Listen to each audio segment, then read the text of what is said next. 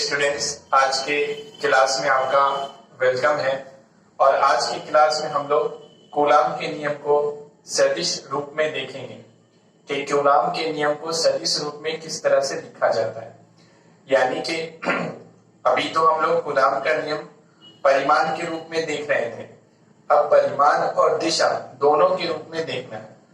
तो देखिए, इसके लिए आपको सदिश और अदिश राशि का ज्ञान होना चाहिए। यानी कि 11th क्लास के चैप्टर में पढ़ना है, सदिश और अदिश चैप्टर पढ़ना है, तो आप सदिश और सदिश के बारे में आपको स्टडी होना चाहिए।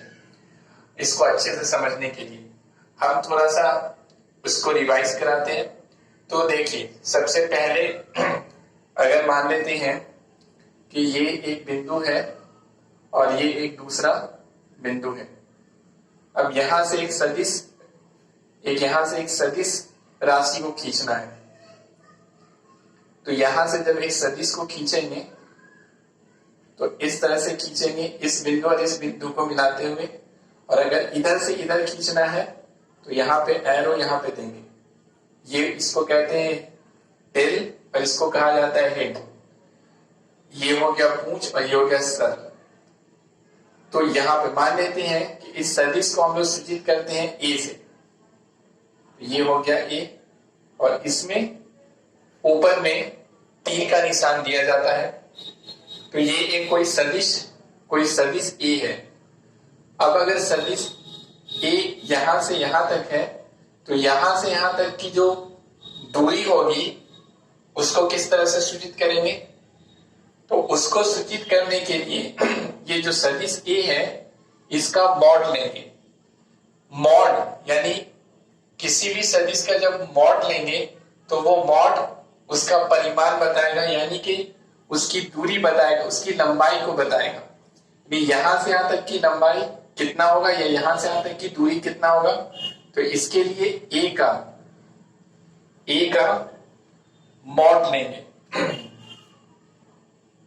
ए हो गया और इसका मॉड लेंगे। तो ये मॉड क्या बताएगा? यहां से यहां तक की लंबाई बताएगा, या फिर कहें तो यहां से यहां तक की दूरी बताएगा।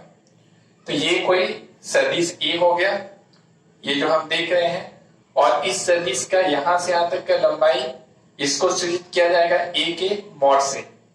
समझे? सदिश ए के मॉड से। अब अगर इसी दिशा में कोई अगर एकांक सदिश खींचना है, एकांक सदिश किसे कहते हैं?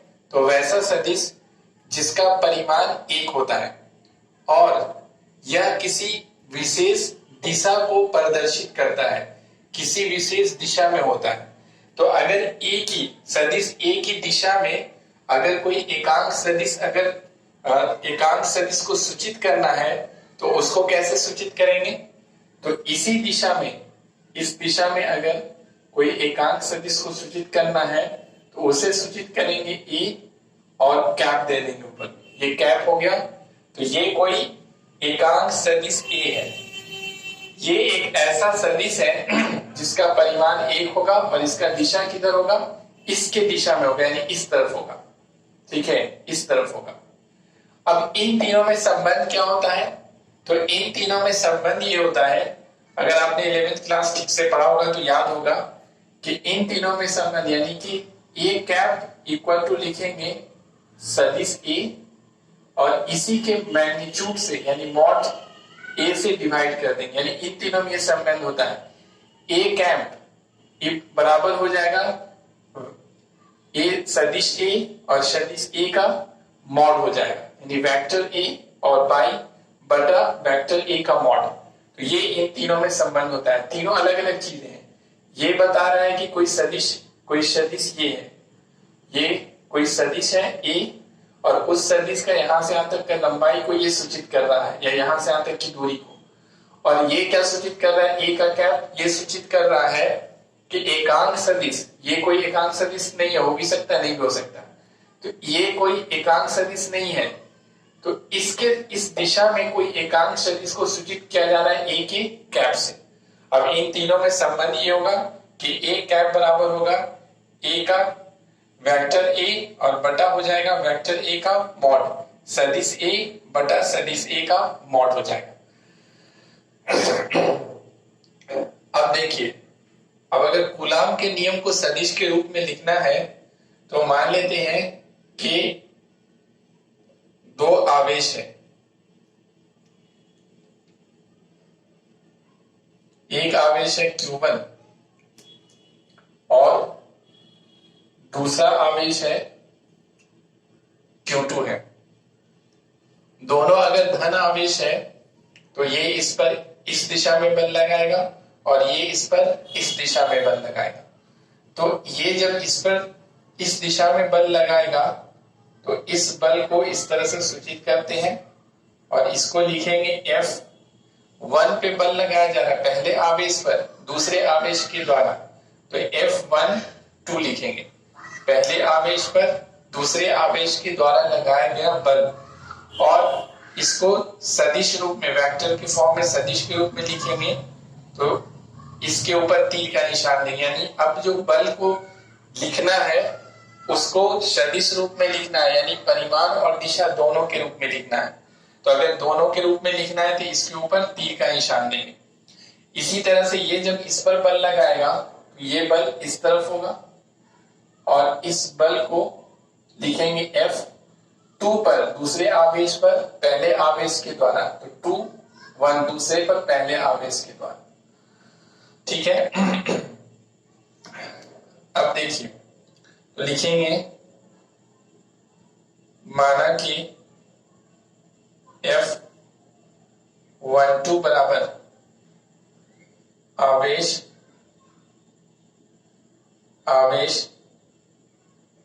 1 पर आप, या फिर लिखेंगे आवेश Q1 पर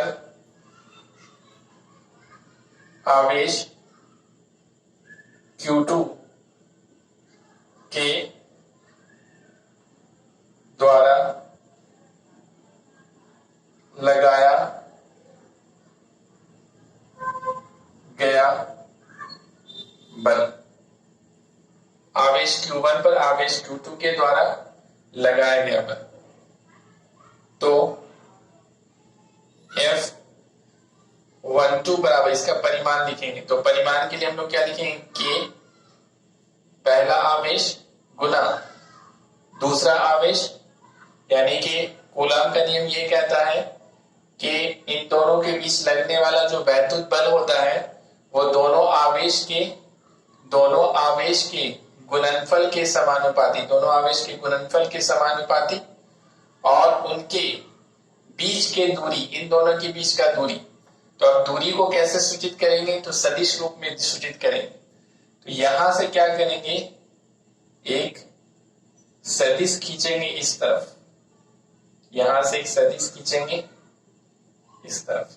ठीक है, इस सदिश को मान लेते हैं R21। ये कोई सदिश हो गया, यहां से यहां जैसे इसमें खींचते हैं यहां से यहां, तो ए से सूचित किए हैं, इसमें यहां से यहां हम लोग R से सूचित कर लेते हैं। ठीक है, ये कोई सदिश हो गया। अब अगर ये कोई सदिश R है जो 2 से इस तरफ से इस तरफ है, R21 का मतलब आवेश 2 से आवेश 1 की तरफ है, तो इन दोनों के बीच की दूरी कितना होगा, इन दोनों के बीच की दूरी को कैसे सूचित किया जाएगा।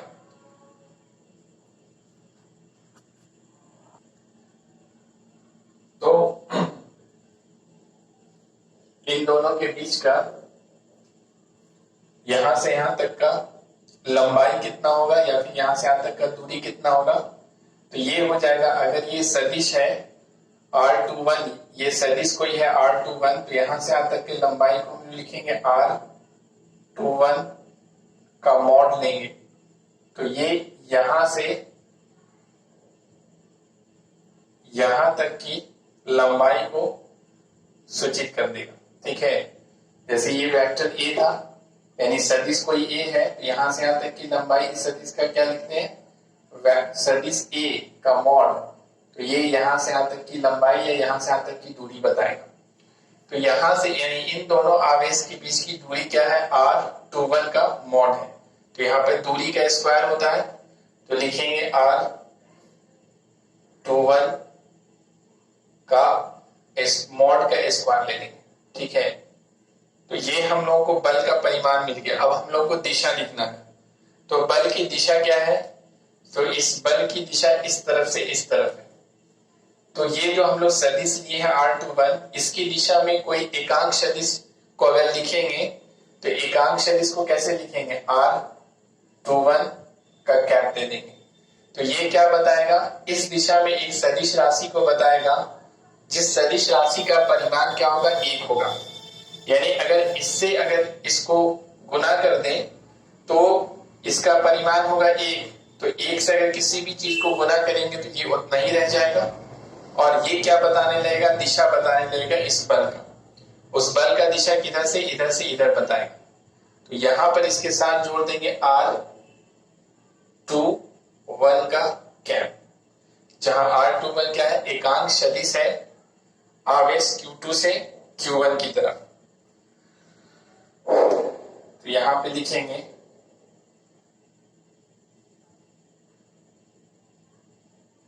जहां R21 का कैप क्या बता रहा है? ये बता रहा है एकांक सदिश Q2 से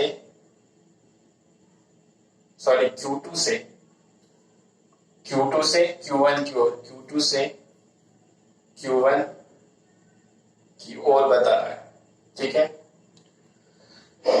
अब देखिए यहां हम लोगों ने देखा था कि अगर कोई सदिश राशि A है तो यहां से यहां तक की लंबाई या दूरी हो जाएगा सदिश राशि A का मॉड। और इस दिशा में अगर कोई एकांक सदिश लेंगे तो उससे सूचित करेंगे A का कैप से। अब इन तीनों में संबंध क्या होता है? A का कैप बराबर सदिश राशि A बटा सदिश राशि A का मॉड। इसी तरह से इन तीनों में क्या संबंध होगा? तो इन तीनों में संबंध होगा R21 बराबर लिख सकते हैं हम लोग। R21 बराबर लिखेंगे, यहां से लिखेंगे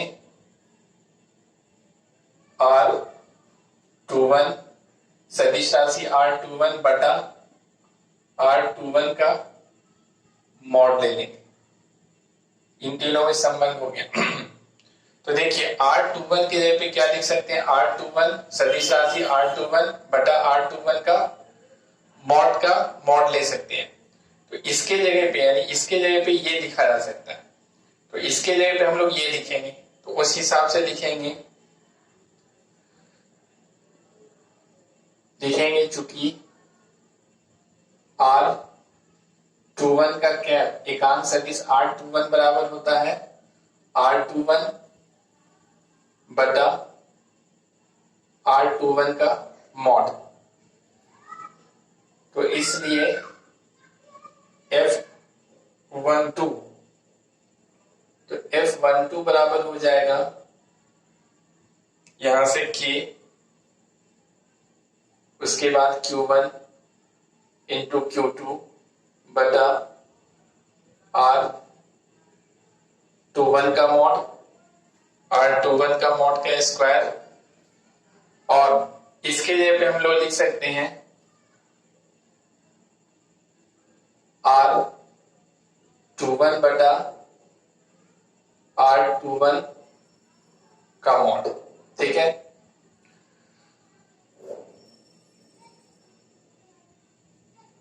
तो अब देखिए, तो लिखेंगे F12 बराबर हो जाएगा K Q1 इंटू Q2 बटा, यहां देखिए R21 का मॉड का स्क्वायर है, यहाँ R21, दोनों को अगर गुना करेंगे तो यहाँ पे क्या आ जाएगा?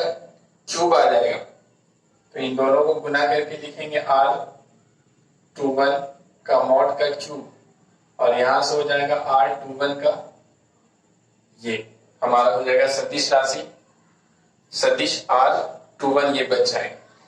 तो ये जो है ये कूलाम बल हो गया किस रूप में?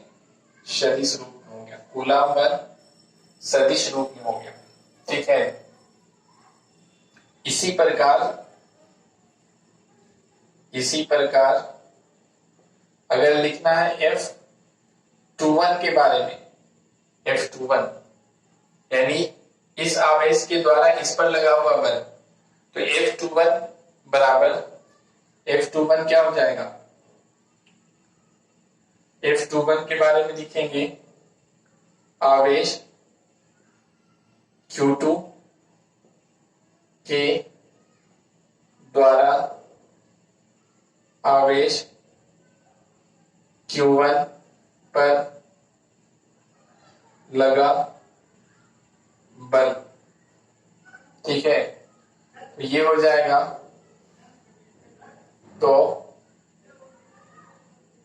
F21 बराबर ये हो जाएगा कि Q1 इंटू Q2 बटा, यहां था F12 और यहाँ F21। जब यहाँ F12 था तो यहाँ था R21, इसका उल्टा तरीके से यहाँ पे लिखा हुआ है। तो जब यहाँ पर हो जाएगा F21 तो यहाँ पर लिखाएगा R12, तो इसको लिखेंगे R12 का मॉड का क्यूब, और यहाँ पे भी हो जाएगा R12। तो ये हम लोग का यहां से आ गया कि आवेश Q2 के द्वारा आवेश Q1 पर लगाया गया बल। तो इस तरह से क्या होता है कि कूलाम के नियम को सदिश के रूप में सूचित किया जाता है, प्रदर्शित किया जाता है। तो इसको इस तरह से लिखने से हमें क्या इसका महत्व है, समझिए। इसको आप अलग से लिखना होगा तो नोट कर लेंगे, हम यहाँ पे मिटा दे रहे हैं और इसको इस तरह से पूरा उतार लेंगे, ये पूरा यहां से उतार लेना है। अब देखिए इसका महत्व क्या है, कूलाम के नियम को सदिश रूप में लिखने का क्या महत्व है, इसका क्या, इससे क्या फायदा होता है, क्या हमें मिलता है। तो देखिए इससे हमें दो बात पता चलता है। एक बात तो ये पता चलता है कि F12 और F21 जो बल है ये दोनों का परिमाण एक दूसरे के बराबर होता है। देखिए यहां पर जो आया है F12 है और यहाँ पर F21 है, तो ये देखिए ये परिमाण है और ये भी इसका परिमाण है। ये K हो गया Q1 Q2, K Q1 Q2, R21 का मॉड का क्यूब, R12 का मॉड का क्यूब। तो R2 से 1 लीजिए या 1 से 2 लीजिए, दूरी बराबर होगा। चाहे यहां से R से R21 लीजिए या R12 लीजिए, ये दूरी तो यही है। इसका मतलब है कि ये दोनों बल का परिमाण आपस में क्या है, बराबर होगा। अब दिशा के बारे में देखेंगे तो F12 का दिशा R21 से सूचित किया गया है। अब R21 किधर है, तो R21 इधर से इस तरफ है, R21 इस तरफ से इस तरफ दिशा, यानी F12 का दिशा, बल का दिशा इधर से इधर है, इधर से इधर। F और F21 इस वाले बल का दिशा क्या है, R12 है, 1 से 2 की तरफ, तो 1 इधर है और 2 इधर है, यानी इसका दिशा इधर होगा। ठीक है, इस बल का दिशा इधर से इधर और उस बल का दिशा जो है वो उस तरफ से उस तरफ की ओर है। इस तरह से हम लोग देख सकते हैं कि जो दोनों बल है वो क्या है, एक दूसरे, दोनों बल का परिमाण एक दूसरे के बराबर होगा, लेकिन दोनों बल की दिशा क्या होगा, एक दूसरे के बिल्कुल विपरीत है। ये है R21 और ये है R12। ठीक है, ये दूसरे आवेश से पहले आवेश की तरफ है और ये पहले आवेश से दूसरे आवेश की तरफ है, यानी F12 और F21 ये दोनों बल का परिमाण एक दूसरे के बराबर है, लेकिन दोनों बल की दिशा एक दूसरे की क्या है, बिल्कुल विपरीत होता है। एक बात तो इससे ये पता चला। दूसरा बात ये पता चलता है कि ये जो कूलाम का बल होता है वो केंद्रीय बल होता है। केंद्रीय बल, कूलाम का बल कैसा बल होता है, ऑब्जेक्टिव में भी क्वेश्चन आता है। तो कूलाम का बल एक केंद्रीय बल है, सेंट्रल फोर्स है। क्यों सेंट्रल फोर्स है, कैसे पता चला, देखिए ये जो सदिश राशि हम लोग खींचे हैं R21, तो इस जो आवेशित वस्तु इसके सेंटर से इसके सेंटर पे खींचा गया, यहां से यहां इस तरह से खींचा गया, बिल्कुल सेंटर से सेंटर की तरफ खींचा जाएगा, केंद्र से केंद्र की तरफ। यानी सदिश राशि एक बिंदु से दूसरे, एक बिंदु से दूसरे बिंदु। तो देखिए यहां से ये पता चल रहा है कि ये केंद्रीय बल है, यानी कि एक वस्तु के केंद्र से दूसरे वस्तु के केंद्र की ओर लगता है। तो कूलाम का बल क्या है, केंद्रीय बल है। ये बात भी हमें पता चलता है कूलाम के नियम को जब सदिश रूप में लिखा जाता है तो ये उतार लीजिए पूरा, या इसका स्क्रीनशॉट ले लीजिए और उसके बाद दूसरा प्रश्न लिखिए। दूसरा प्रश्न लिखा जाएगा, दूसरा प्रश्न लिखिए, लिखाते हैं कि कूलाम के नियम को सदिश रूप में लिखने का क्या महत्व है। कूलाम के नियम को सदिश रूप में लिखने का क्या महत्व है। प्रश्न लिखिए, कूलाम के नियम को सदिश रूप में लिखने का क्या महत्व है। उत्तर में लिखिए, उत्तर में लिखिए, कूलाम के नियम को सदिश रूप में लिखने का निम्नलिखित महत्व है। कूलाम के नियम को सदिश रूप में लिखने का निम्नलिखित महत्व है।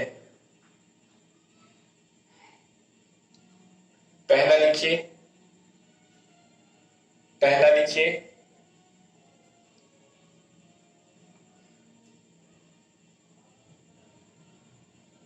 इससे यह पता चलता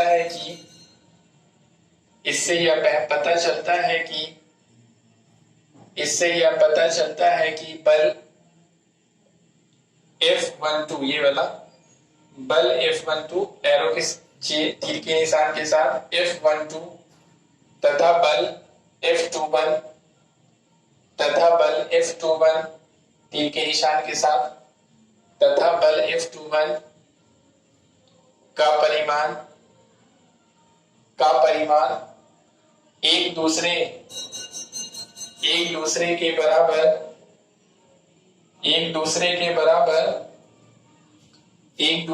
बराबर लेकिन दिशा एक दूसरे के विपरीत होता है। दिशा एक दूसरे के विपरीत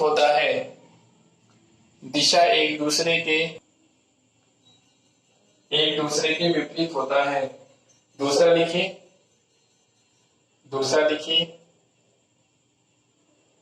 इससे यह पता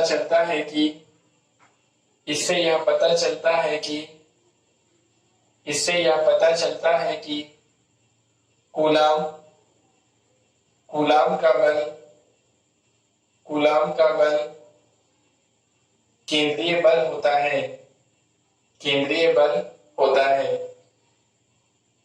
ये सारे पॉइंट्स को हम वीडियो के डिस्क्रिप्शन में भी लिख देंगे, आप वहां से भी इसे नोट कर सकते हैं। उम्मीद करते हैं कि आपको समझ में आया होगा और इसके बाद हम लोग नेक्स्ट क्लास में आगे स्टडी करेंगे। तब तक के लिए थैंक यू।